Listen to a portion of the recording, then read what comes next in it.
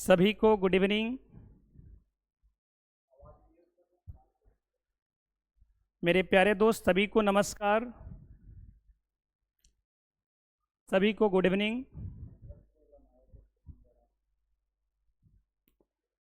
चलिए, सबसे पहले ये बताएंगे मेरे भाई, आप लोग को आवाज़ क्लियर सुन पा रहे हैं?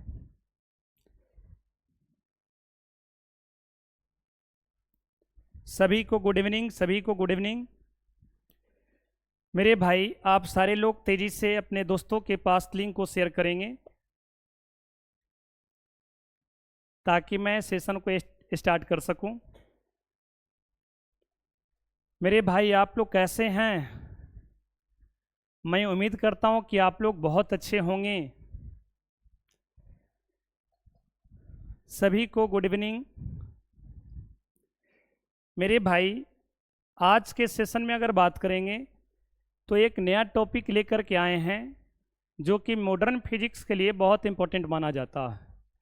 आप थंबनेल पर देख रहे होंगे कि टॉपिक का नाम क्या है। मेरे प्यारे दोस्त, टॉपिक का नाम है ड्यूअल नेचर, जिसको द्वैत प्रकृति कहते हैं। चलिए मैं स्टार्ट करता हूं। मेरे प्यारे दोस्त, जो भी लाइव आए हैं वो कृपया अपने दोस्तों के पास लिंक को शेयर करेंगे।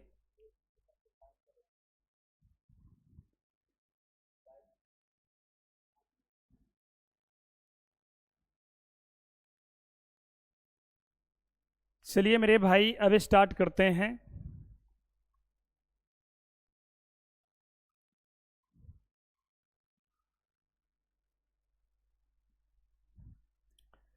सबसे पहले मेरे भाई, आपको ये समझना पड़ेगा कि प्रकाश की द्वैत प्रकृति में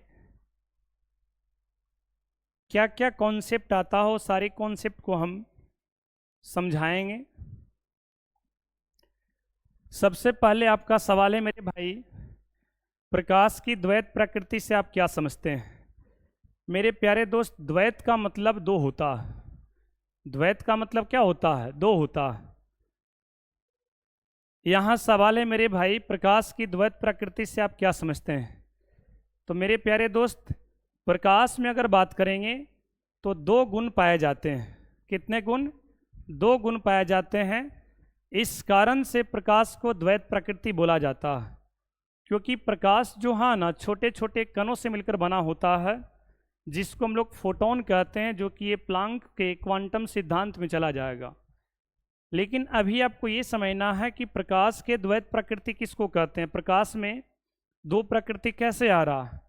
तो मेरे प्यारे दोस्त, प्रकाश जो है कुछ जगहों पर जो है ना, कण को सपोर्ट करता है, यानी पार्टिकल को सपोर्ट करता है, और कुछ जगहों पर तरंग को सपोर्ट करता है, जिसको वेव कहते हैं। मेरे प्यारे दोस्त, प्रकाश की बात करेंगे तो कुछ जगहों पर ये कण को सपोर्ट करता है। कण का मतलब मेरे भाई पार्टिकल। और कुछ जगहों पर अगर बात करेंगे तो ये तरंग को सपोर्ट करता है, यानी वेव को सपोर्ट करता है। इससे ये पता चलता है कि भाई प्रकाश के अंदर में दो नेचर है, दो गुण है। ये कण को भी सपोर्ट कर रहा और कुछ जगहों पर ये तरंग को भी सपोर्ट कर रहा। इस वजह से, इस कारण से प्रकाश में द्वैत प्रकृति आ जाता है।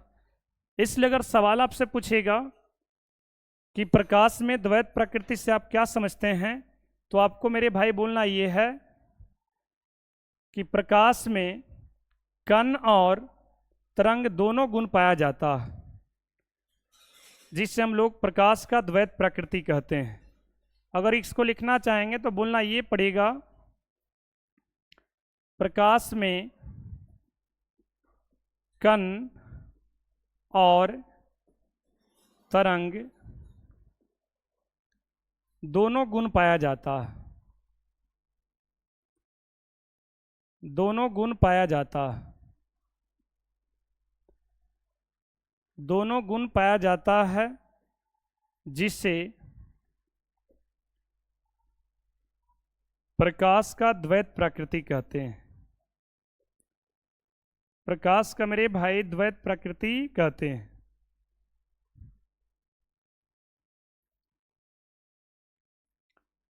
प्रकाश का द्वैत प्रकृति कहते हैं। मेरे प्यारे दोस्त, अगर बात करेंगे तो प्रकाश में कण और तरंग दोनों गुण उपस्थित होता है, जिसके कारण प्रकाश को द्वैत प्रकृति बोला जाता है। और इसका खोज डी ब्रोगली ने किया था। आप लिख सकते हैं इसमें, इसका खोज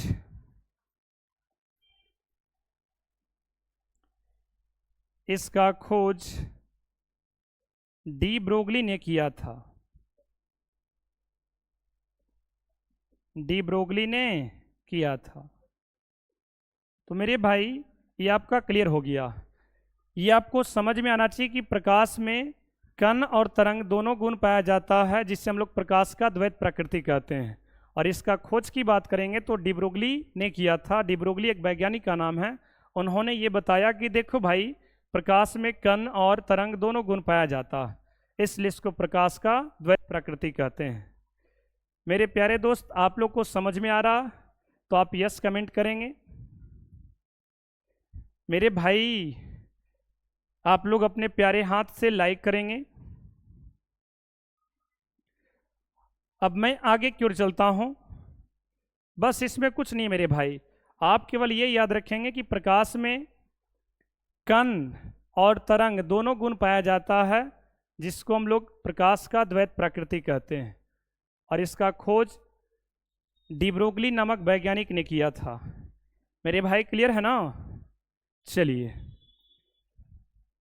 नेक्स्ट क्वेश्चन है आपका मेरे भाई। ये क्वेश्चन नहीं बल्कि कॉन्सेप्ट है, और 2 नंबर का ये क्वेश्चन भी है मेरे भाई।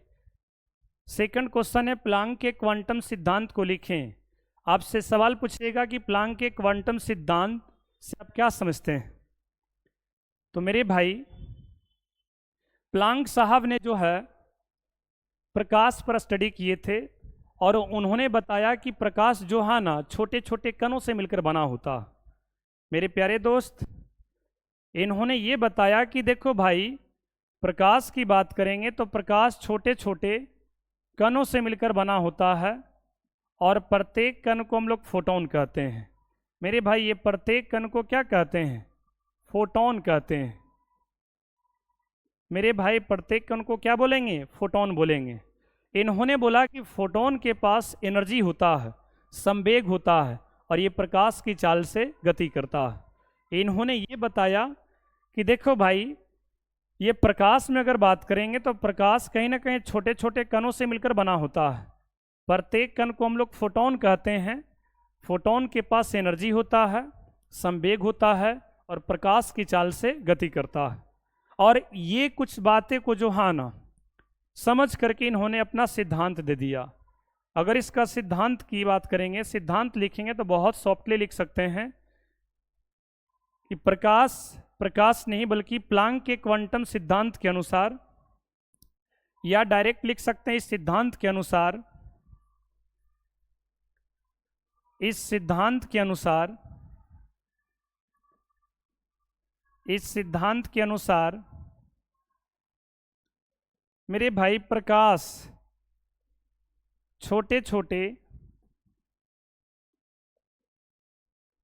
मेरे भाई क्या जी, छोटे छोटे कणों से मिलकर बना होता।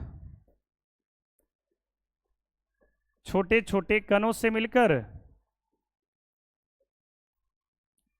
बना होता।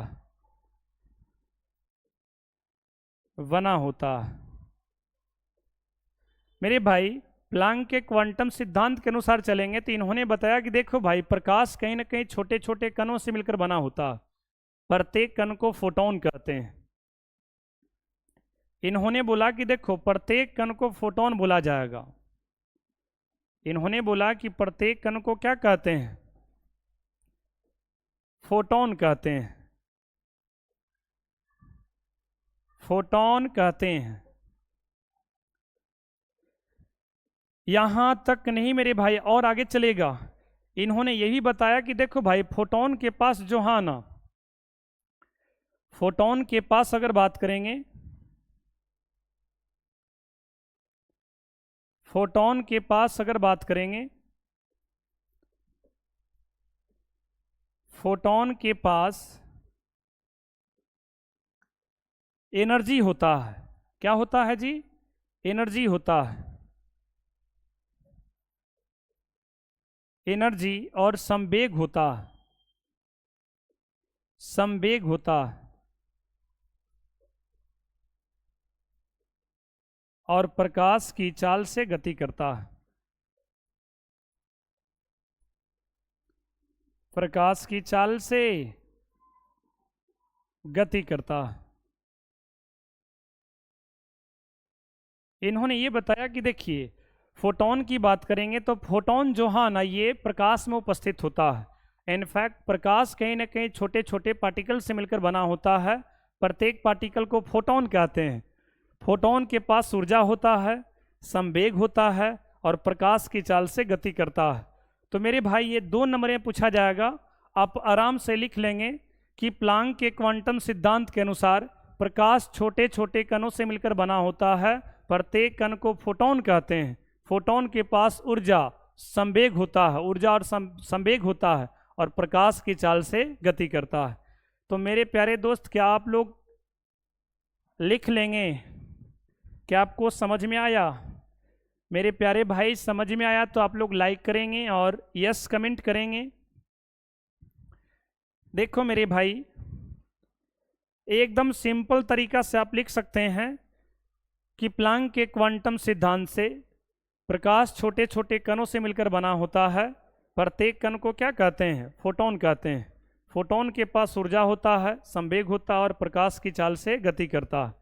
अब अगर आगे बात करेंगे तो अब हम लोग समझेंगे कि फोटोन के पास ऊर्जा होता है तो कितना ऊर्जा होता है, फोटोन के पास संवेग होता है तो कितना संवेग होता है। तो ये सब चीज़ों को समझेंगे, जो कि एज ए क्वेश्चन के रूप में ये नेक्स्ट पेज पर आ गया है, आप लोग देख सकते हैं। अगला मेरे भाई ये क्वेश्चन है कि फोटोन की ऊर्जा से आप क्या समझते हैं, और इसके लिए व्यंजक लिखना। मेरे प्यारे भाई, क्वेश्चन आपका स्क्रीन पर आ गया है। फोटोन की ऊर्जा से आप क्या समझते हैं, मतलब फोटोन के पास कितना ऊर्जा होता है, इसके लिए फॉर्मूला लिखेंगे, व्यंजक लिखेंगे। तो मेरे प्यारे दोस्त, अगर फोटोन की ऊर्जा की बात करेंगे तो फोटोन की ऊर्जा आवृत्ति के समानुपाती होता है। मेरे भाई, प्रकाश में फोटोन की ऊर्जा आवृत्ति के क्या होता है? समानुपाती, समानुपाती होता है, समानुपाती होता है। और इसे हम लोग ई द्वारा सूचित करते हैं, और इसे ई द्वारा सूचित किया जाता है।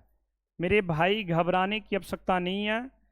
आज भी मैं ऑब्जेक्टिव लेकर के आया हूँ। पूरे डीयूएल नेचर से 1 सवाल नहीं, 2 सवाल नहीं, 5 सवाल नहीं, 10 सवाल नहीं, पूरे 20 सवाल लाए हैं। इसलिए टेंशन लेने की आवश्यकता नहीं है। जैसे ही थियरी कंप्लीट करेंगे, वो 20 सवाल हम नहीं करेंगे, आप खुद कर लेंगे। बहुत तेज़ी से आप आंसर देंगे, लेकिन इसके लिए आपको प्लानिंग किया जा रहा है कॉन्सेप्ट के ऊपर। इसलिए बातों को समझेंगे। अगर ये कॉन्सेप्ट को गौर से सुन लेंगे, समझ लेंगे, तो मेरे प्यारे भाई, हर बच्चा जो हाँ ना, प्रत्येक क्वेश्चन का आंसर एकदम सटीक देंगे। इस बात की एकदम गारंटी देते हैं, क्योंकि अभी बस तुरंत आने वाले हैं। टेंशन लेने की आवश्यकता नहीं है। तो मेरे भाई, फोटोन की ऊर्जा की बात करेंगे तो फोटोन की ऊर्जा आवृत्ति के समानुपाती होता है, और ऊर्जा को हम लोग ई द्वारा सूचित करते हैं।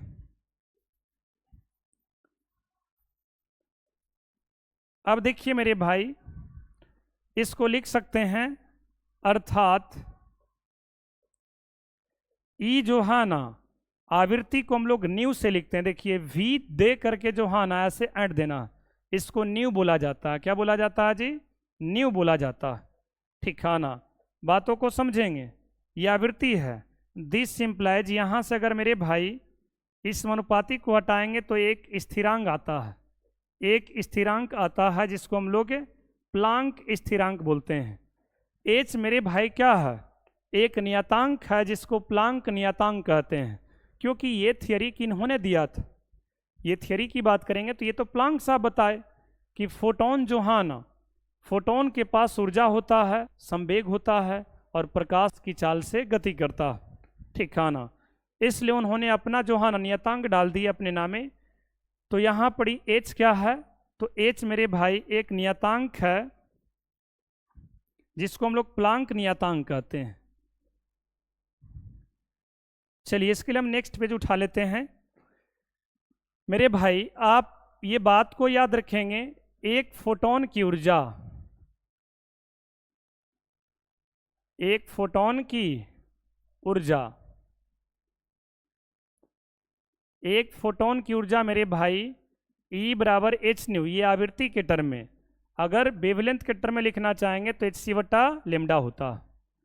आपसे कोई पूछेगा मेरे भाई एच क्या है जी, एच जरा बताएंगे एच क्या है, तो मेरे भाई एच प्लांक नियतांक है।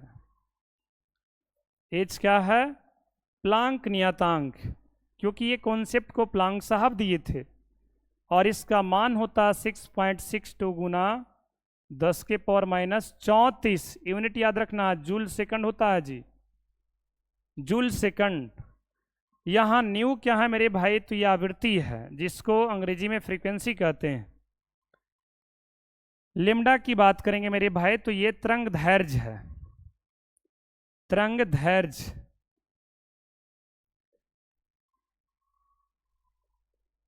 इसको अंग्रेजी में क्या बोलेंगे, फ्रीक्वेंसी। और ये मेरे भाई क्या है जी, वेवलेंथ,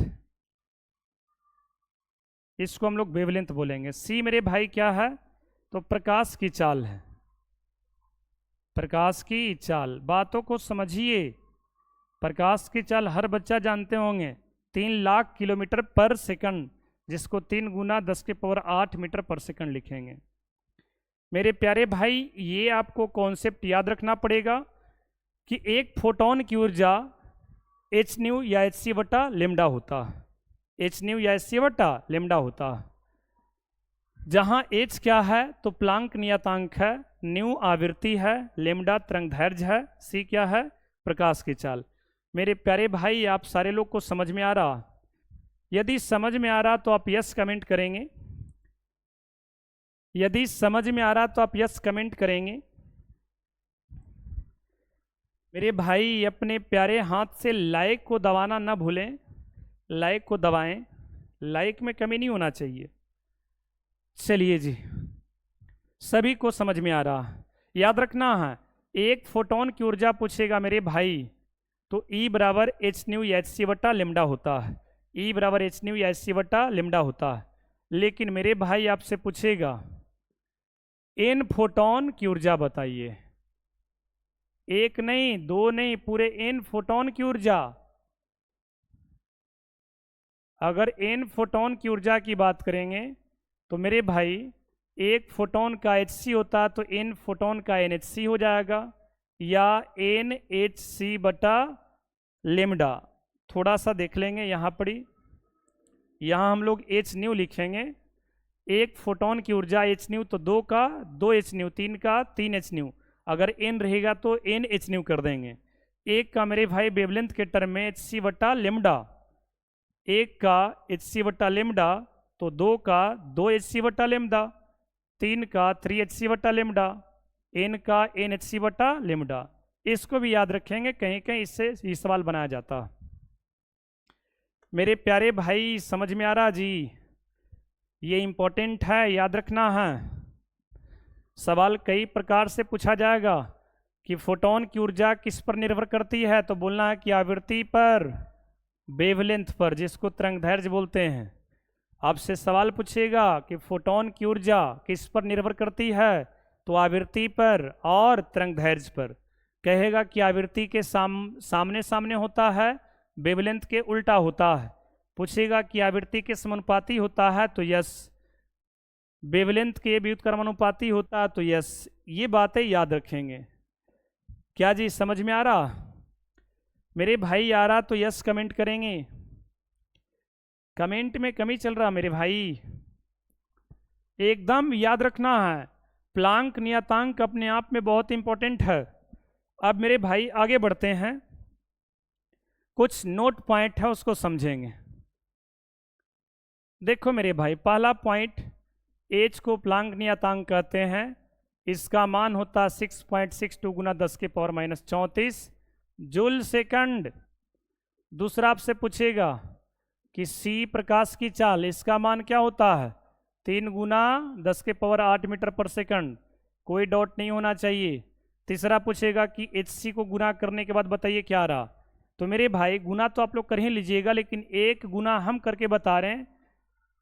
एच सी का वैल्यू जो है ना, गुना करने के बाद इलेक्ट्रॉन वोल्ट के टर्म में पूछा जाता है मेरे भाई, इलेक्ट्रॉन वोल्ट के टर्म में। तो उससे पहले आप समझ लो कि एक इलेक्ट्रॉन वोल्ट बराबर होता है 1.6 गुना 10⁻⁻19 जूल। बहुत इंपॉर्टेंट है ये, एक इलेक्ट्रॉन वोल्ट बराबर होता है 1.6 गुना 10⁻⁻19 जूल। ये मेरे भाई बहुत इंपॉर्टेंट है। यहां तक कि आपसे पूछा जाएगा कि इलेक्ट्रॉन वोल्ट, इसका एसआई मात्रक क्या हो जाएगा, तो जूल होगा। इलेक्ट्रॉन वोल्ट एक प्रकार का क्या है, ऊर्जा है मेरे भाई। क्या है जी, एक प्रकार का ऊर्जा है, तब तो इसका एसआई मात्रक जूल आ रहा है यहां। इलेक्ट्रॉन वोल्ट मेरे भाई एक प्रकार का क्या है जी, ऊर्जा। ये सवाल आता है डायरेक्टली, आपसे पूछेगा कि इलेक्ट्रॉन वोल्ट एक प्रकार का क्या है, तो बोलेंगे ऊर्जा। क्या है जी, ऊर्जा। ठीक है भाई, ऊर्जा है तो इसका मान कितना होता है, तो आपको ये बोलना है कि इलेक्ट्रॉन वोल्ट का मान हो जाएगा 1.6 गुना 10⁻⁻19 जूल। ये 4 नंबर बहुत इंपॉर्टेंट है। कहेगा कि एच सी को गुना करिए, तो आप मेरे भाई गुना कर लेंगे, इसमें कोई शक नहीं है मुझे। वट जो है ना मेरे भाई, आपसे ये वाला वैल्यू पूछेगा कि एच और सी को गुना करने के बाद इलेक्ट्रॉन वोल्ट नैनोमीटर में कितना आता है, तो मेरे भाई 1242 इलेक्ट्रॉन वोल्ट नैनोमीटर। इसमें किया गया क्या मेरे भाई कि एच और सी को गुना किया गया, एच और सी को गुना किया गया है और उसको इलेक्ट्रॉन वोल्ट में बदला गया। तो अभी ये समझेंगे कि H इंटू सी का वैल्यू इलेक्ट्रॉन वोल्ट में कितना होता है, तो 1242 इलेक्ट्रॉन वोल्ट नैनोमीटर। ये बहुत इंपॉर्टेंट है मेरे प्यारे भाई, समझ में आ रहा कि नहीं। नैनोमीटर क्या है, तो मेरे भाई आप जानते हैं नैनोमीटर जो है ना, नैनोमीटर का मतलब हो जाएगा 10⁻⁻9 मीटर। 10 क्या जी, 9 मीटर। तो यहाँ तक सभी को समझ में आया होगा। एक बार सभी को समझ में आया तो यस कमेंट करेंगे, ताकि मैं सेशन को आगे बढ़ा सकूं।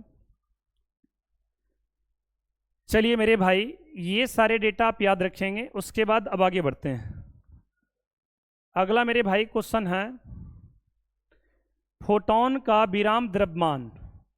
देखिए मेरे भाई, यहां सवाल ये है कि फोटोन का द्रव्यमान, तो मेरे भाई फोटोन क्या है जी, ये प्रकाश का कण है। फोटोन का द्रव्यमान, तो मेरे प्यारे दोस्त फोटोन का द्रव्यमान की बात करेंगे तो इसका 2 द्रव्यमान होता है, एक विराम द्रव्यमान।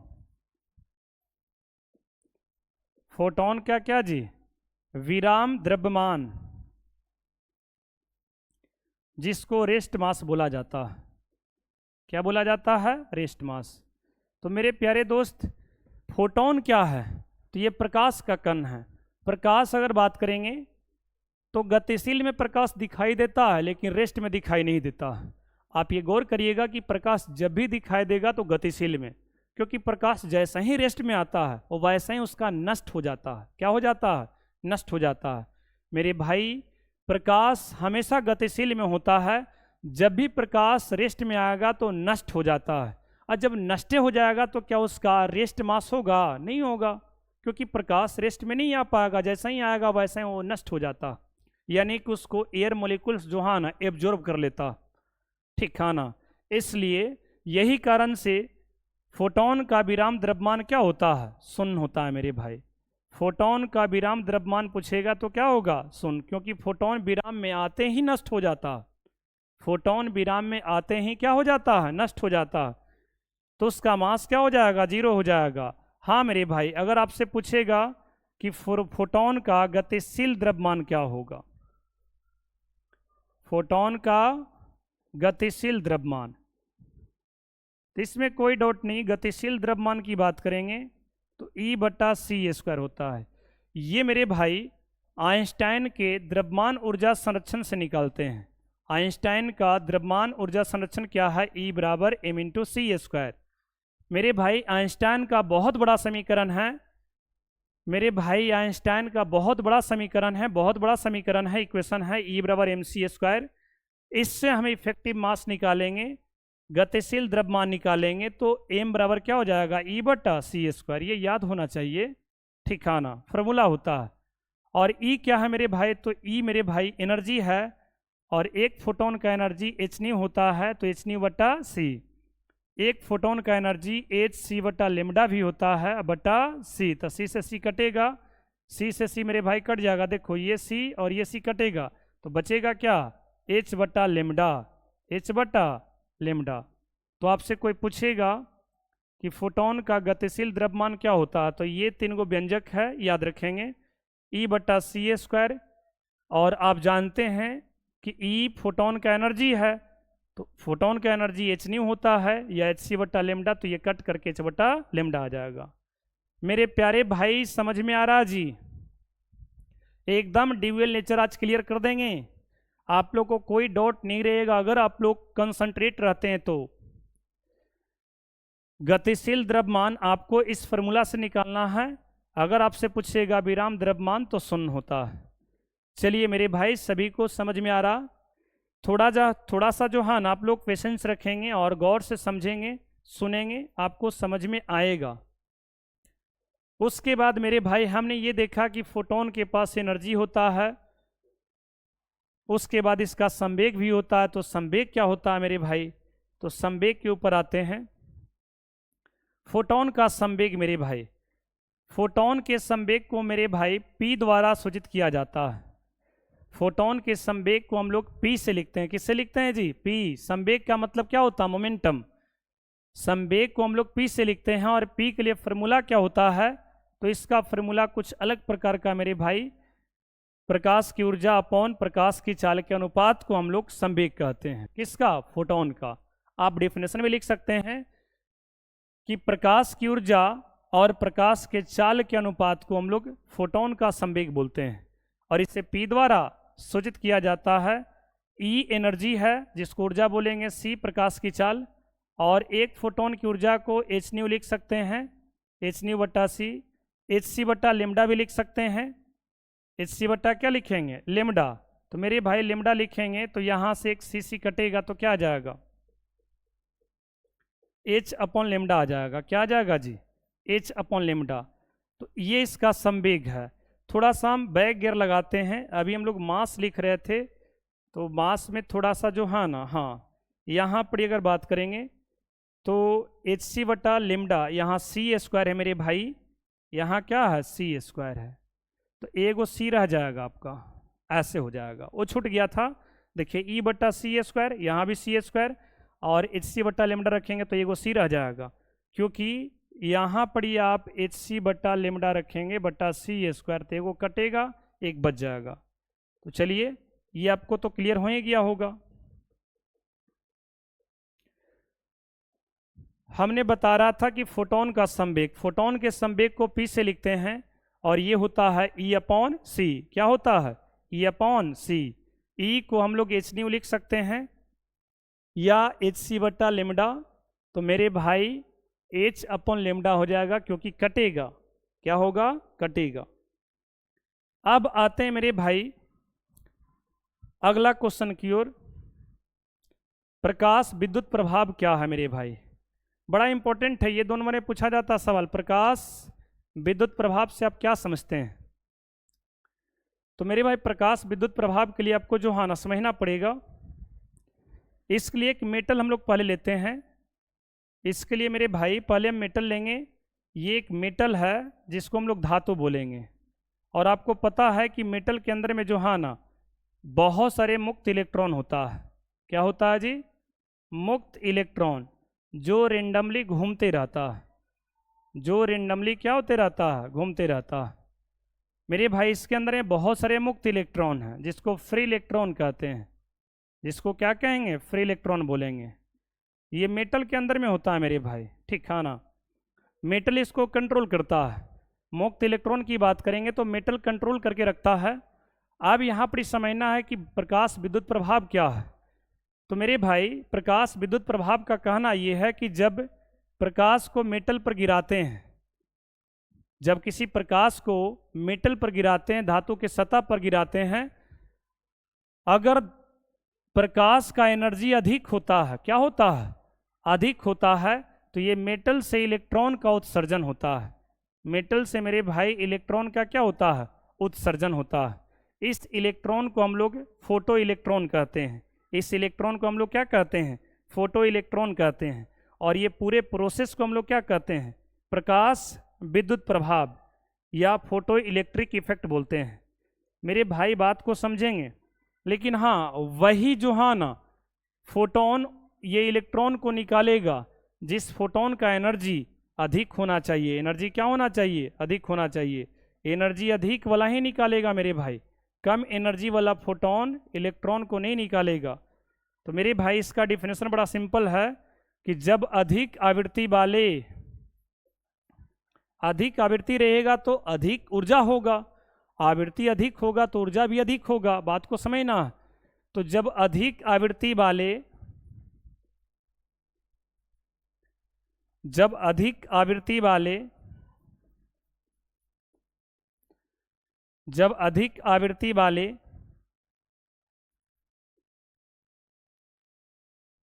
कभी कभी यहां उचित भी लिखा जाता है, जब अधिक आवृत्ति वाले प्रकाश को धातु के सतह पर गिराते हैं, धातु के सतह पर गिराते हैं, तो धातु के सतह से, धातु के सतह से मेरे भाई, धातु के सतह से इलेक्ट्रॉन, क्या जी, इलेक्ट्रॉन का उत्सर्जन होता है। इलेक्ट्रॉन का क्या होता है, उत्सर्जन होता है। इलेक्ट्रॉन का क्या होता है, उत्सर्जन होता है। इस इलेक्ट्रॉन को, इस इलेक्ट्रॉन को, इस इलेक्ट्रॉन को फोटो इलेक्ट्रॉन कहते हैं मेरे भाई। इस इलेक्ट्रॉन को क्या बोलेंगे, फोटो इलेक्ट्रॉन बोलेंगे, फोटो इलेक्ट्रॉन कहते हैं, फोटो इलेक्ट्रॉन कहते हैं। और इस घटना को, और इस घटना को प्रकाश विद्युत प्रभाव कहते हैं, प्रकाश विद्युत प्रभाव कहते हैं।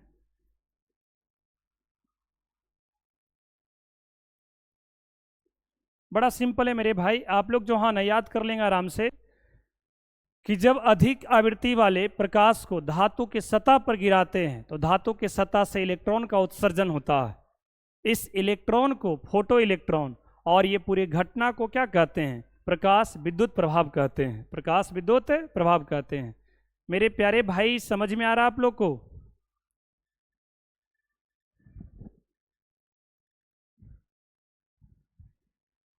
चलिए जी अब आगे बढ़ते हैं, इसका थोड़ा सा और कॉन्सेप्ट देख लो। ये मेरे भाई मेटल है जी, ये क्या है, मेटल है, जिसको हम लोग धातु बोलेंगे।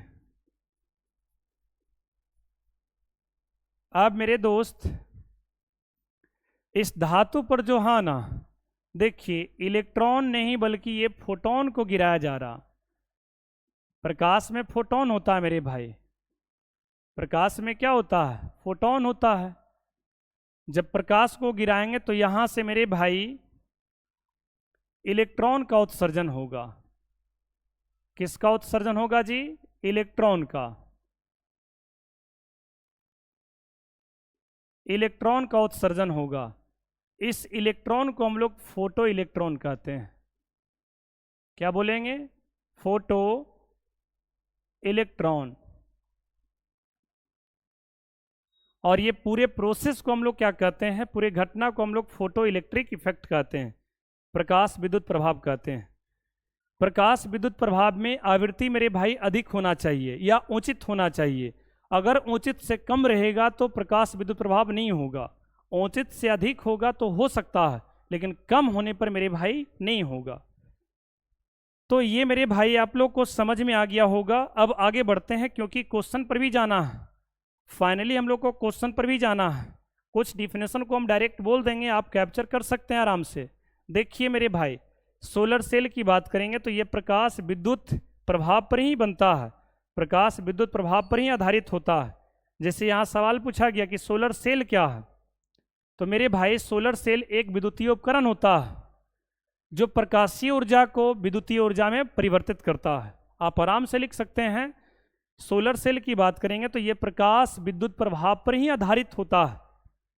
सोलर सेल में होता क्या है कि जब प्रकाशीय ऊर्जा जब दिया जाता है प्लेट पर, तो उस प्लेट से जो है ना विद्युतीय ऊर्जा उत्पन्न होता है, विद्युतीय ऊर्जा में परिवर्तित होता है। यानी इसको डिफिनेशन लिखेंगे बढ़िया से तो बोलना ये पड़ेगा कि सोलर सेल एक विद्युतीय उपकरण होता है, सोलर सेल एक विद्युतीय उपकरण होता है जो प्रकाशीय ऊर्जा को विद्युतीय ऊर्जा में परिवर्तित करता है, और ये मेरे भाई प्रकाश विद्युत प्रभाव पर आधारित होता है। तो ये आप खुद से लिख लेंगे, हम तो समझा दिए, क्योंकि अगर सबको लिखेंगे तो टाइम बहुत चला जाएगा। मेरे भाई सोलर सेल एक विद्युतीय उपकरण होता है जो प्रकाशीय ऊर्जा से विद्युतीय ऊर्जा में परिवर्तित करता है, जो प्रकाशीय ऊर्जा को क्या करता है, विद्युतीय ऊर्जा में परिवर्तित करता है। तो आप आराम से इसको लिख सकते हैं। और इसमें एक ऑब्जेक्टिव सवाल भी आता है कि सोलर सेल जो है किस पर काम करता है, तो प्रकाश विद्युत प्रभाव पर। अब देखिए मेरे भाई, यहां सवाल आ गया कि प्रकाश विद्युत प्रभाव के नियम को लिखें। तो प्रकाश विद्युत प्रभाव के नियम की बात करेंगे तो मेरे भाई इसका 4 से 5 गो नियम होता है।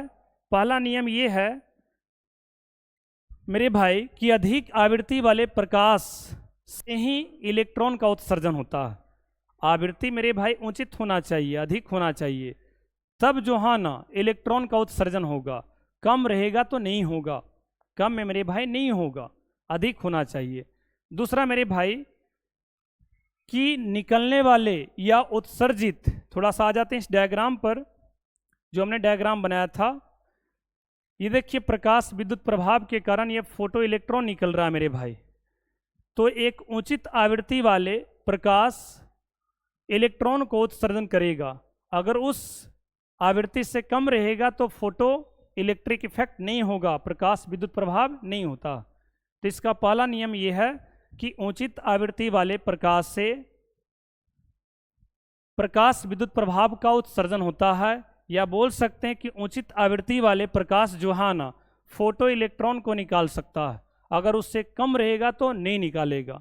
अगर इसका दूसरा की बात करेंगे तो ये निकलने वाला फोटो इलेक्ट्रॉनों की संख्या, ये निकलने वाले या बोल सकते हैं उत्सर्जित फोटो इलेक्ट्रॉनों की संख्या आपतित प्रकाश के फोटोनों की संख्या के समानुपाती होता है।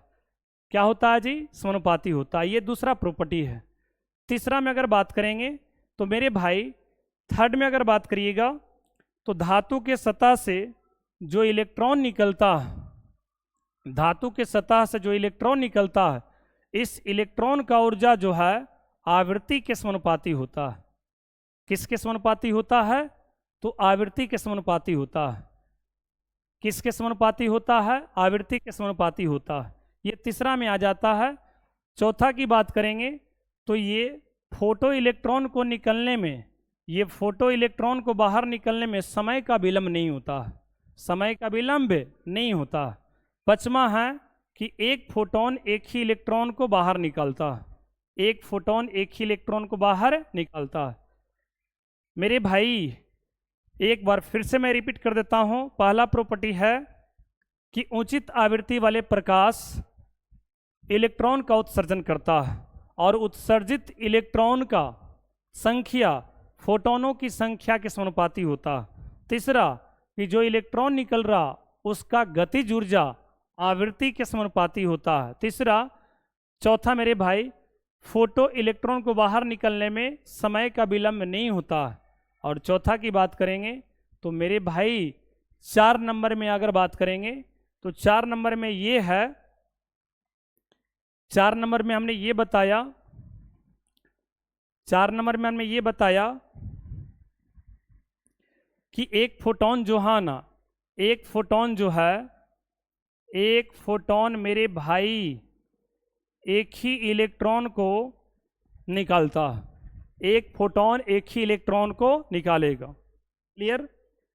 चलिए अब आगे बढ़ते हैं। ये आपका बेसिक कॉन्सेप्ट रहा, ताकि जो हाँ ना क्वेश्चन को आगे समझने में जो हाँ ना दिक्कत नहीं होगा। ये क्वेश्चन है कार्य फलन क्या है। देखिए मेरे भाई, बात को समझिएगा। किसी धातु के सतह से इलेक्ट्रॉन को बाहर निकालना चाहते हैं तो उसके लिए आपको ऊर्जा देना पड़ेगा। क्या देना पड़ेगा? ऊर्जा देना पड़ेगा। यानी लाइट देंगे, प्रकाश देंगे तो वहाँ से इलेक्ट्रॉन निकलेगा। लेकिन मेरे भाई उसका भी एक बाउंड्री होता है, कम से कम कितना दें जिससे कि बाहर निकल जाए, कम से कम कितना एनर्जी देना पड़े जिससे कि बाहर निकल जाए। तो कम से कम एनर्जी वही कार्यफलन कहलाता है। इसलिए इसका डिफिनेशन बड़ा सिंपल है, बहुत सिंपल है। किसी धातु के सतह से, लिख देते हैं, किसी धातु के सतह से इलेक्ट्रॉन को या फोटो इलेक्ट्रॉन को बोल सकते हैं, किसी धातु के सतह से फोटो इलेक्ट्रॉन को बाहर निकलने के लिए, बाहर निकलने के लिए न्यूनतम, मेरे भाई न्यूनतम ऊर्जा की आवश्यकता होती है। न्यूनतम ऊर्जा की आवश्यकता होती है मेरे प्यारे दोस्त, न्यूनतम ऊर्जा की आवश्यकता होती है। उससे हम लोग कार्यफलन कहते हैं। उसे क्या कहते हैं? कार्यफलन कहते हैं मेरे भाई। क्या कहते हैं जी? कार्यफलन कहते हैं। और इसे मेरे भाई, और इसे फाई द्वारा सूचित किया जाता है। फाई द्वारा सूचित किया जाता है। बड़ा सिंपल है और ये पूछा जाता है इसलिए हमने लिख दिया। आपसे पूछेगा कि कार्यफलन क्या है मेरे भाई, तो आप देख सकते हैं किसी धातु से फोटो इलेक्ट्रॉन को निकालने के लिए न्यूनतम ऊर्जा की आवश्यकता होती है। न्यूनतम ऊर्जा की आवश्यकता होती है, उससे हम लोग क्या कहते हैं? कार्यफलन कहते हैं। और कार्यफलन को हम लोग फाई से लिखते हैं। किससे लिखते हैं जी? फाई से। मेरे भाई इसका फॉर्मूला होता है, बहुत इंपॉर्टेंट है, याद रखेंगे। फाई बराबर हो जाएगा एच न्यू नॉट या एच सी बटा लेमडा नॉट। मेरे भाई ये कहाँ से ले आए सर? तो आप एक फोटोन का ऊर्जा जानते हैं एच न्यू या एच सी बटा लेमडा। तो मेरे भाई ये भी तो एक प्रकार का ऊर्जा है जी, लेकिन ये न्यूनतम ऊर्जा है। क्या है जी? न्यूनतम ऊर्जा है। तो न्यूनतम ऊर्जा तो लिखाएगा उसी से ना जी, इसी से हम ना लिखेंगे। केवल एक बाउंड्री देंगे कि इसमें आवृत्ति फिक्स न्यू नोट रहेगा, इसमें क्या रहेगा? लेमडा नोट रहेगा। तो आप जो हाँ ना इसी से इसको भी याद कर लेंगे कि फाई बराबर एच न्यू नोट या एच सी बटा लेमडा नोट। जहाँ मेरे भाई न्यू नोट क्या है, तो इसको हम लोग देहली आवृत्ति कहते हैं। क्या कहते हैं?